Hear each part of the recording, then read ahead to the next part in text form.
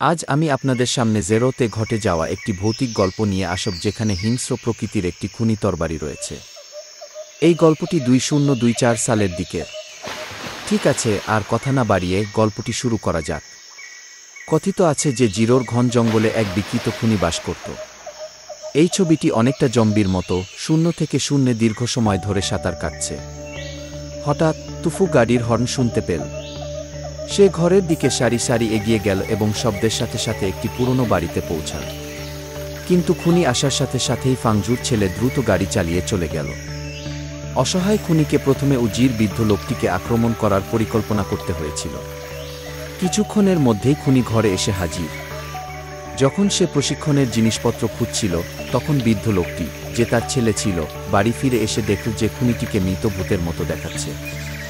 বৃদ্ধ লোকটি তাকে একটি শিকলের বাক্স দিয়ে হত্যা করতে চেয়েছিল, কিন্তু সে আসলে তা করতে চায়নি। যে বৃদ্ধ লোকটি একটি বাক্স খুলছিলেন, তিনি দুর্ঘটনাক্রমে খুনির কাঁধে আঘাত পেয়েছিলেন। হাউ হাউ দ্রুত বৃদ্ধের বাক্সটি ভেঙে ফেলে। ছবি তোলার পর সবাই বনের মধ্যে পুরনো বাড়িতে ফিরে এলো। অসীম কাঁধওয়ালা খুনিটিও ঘরে এসে হাজির। ক্রন্দনরত স্কোয়ারের দরজায় খুনি অস্ত্র হিসেবে দরজায় লাগানো একটি দৈত্যকে বেছে নিয়েছিল। এই সময় ফাংজি তার সঙ্গীকে বলল যে সে বিকেলে যে গ্যাস স্টেশনে এসেছিল সেখানে যেতে চায়, কারণ সে সেই সুন্দরী মহিলাদের পছন্দ করে যারা তাদের গ্যাস দেয়। মহিলাটি বললেন যে তিনি অসুস্থ এবং সেখানে হেঁটে যেতে কমপক্ষে 2 ঘন্টা সময় লাগবে। যখন ফাংজি বলল যে সে পাত্তা দেয় না, তখন সে তার সঙ্গীকে বিদায় জানিয়ে চলে গেল। ফাংজি হতাশ এবং মহিলাটি তাকে ছেড়ে যেতে চাইছেন না দেখে শিশেন বাড়িতে ফিরে গেলেন। কিন্তু যখন ফাংজি জল ফেলে চলে যেতে যাচ্ছিল, তখন সে জানত না যে খুনি তার পিছনে এসে পড়েছে। ফাংজিকে হত্যা করার পর খুনি সেঞ্চুরি থেকে স্টোরেজ রুমটি খুলে ফেলে। স্টোরেজ রুমের ভেতরে খুনি মুখোশ এবং লোহা পাত্রটি নিয়ে গেল। পরের দিন যখন সে চলে গেল, বাইলা এবং হান্ডা নদীর ধারে তাদের কাপড় ধুচ্ছিল। খুনি যে ডাইনি ছিল সেও তৎক্ষণাৎ জলে ঝাঁপিয়ে পড়ল। এই সময় লীলা হান্ডাকে বলল যে সে জলে সাপকে ভয় পায়, তাই সে জলে ঝাঁপ দেয়নি। কিন্তু লীলা ভেবেছিল এটা হান্ডা, কিন্তু সে যা আশা করেনি তা হলো যে তার সামনে যে ব্যক্তিটি উপস্থিত হয়েছিল সে একজন বিকৃত ব্যক্তি। খুনিকে দেখার সাথে সাথেই লাইলা এখান থেকে পালাতে চাইল, কিন্তু সে আবার আটকা পড়ে গেল। পালানোর কোনো জায়গা না পেয়ে খুনি লোহার পাত্র দিয়ে তার পেট ছিদ্র করে।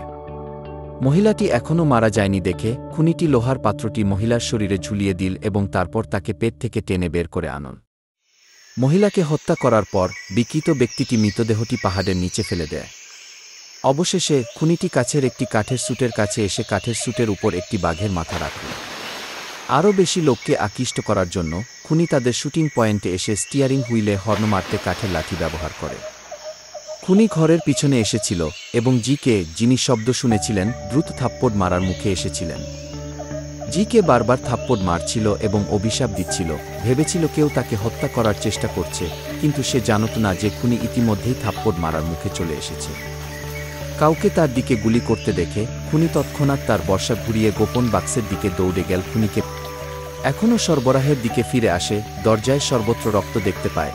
তারা দেখতে চায় কি ঘটছে এবং তারা বুঝতে পারে এটি একটি বিক্ষিপ্ত। এই সময়ে খুনি তাদের মোটরসাইকেলের শব্দ পরিষ্কার করে সৌভাগ্যবশত এবং তারা বুঝতে পারে এটি একটি বিক্ষিপ্ত। এই সময়ে খুনি তাদের মোটরসাইকেলের শব্দ পরিষ্কার করে সৌভাগ্যবশত মহিলাটি দ্রুত এড়িয়ে যায়, তাই সে সফলভাবে পালিয়ে যায়। সে বুঝতে পারল যে খুনি অত্যন্ত নিষ্ঠুর, তাই সে দ্রুত গাড়িতে ঝাঁপিয়ে পড়ল, কিন্তু সময়মতো সে কোনো প্রতিক্রিয়া দেখাল না।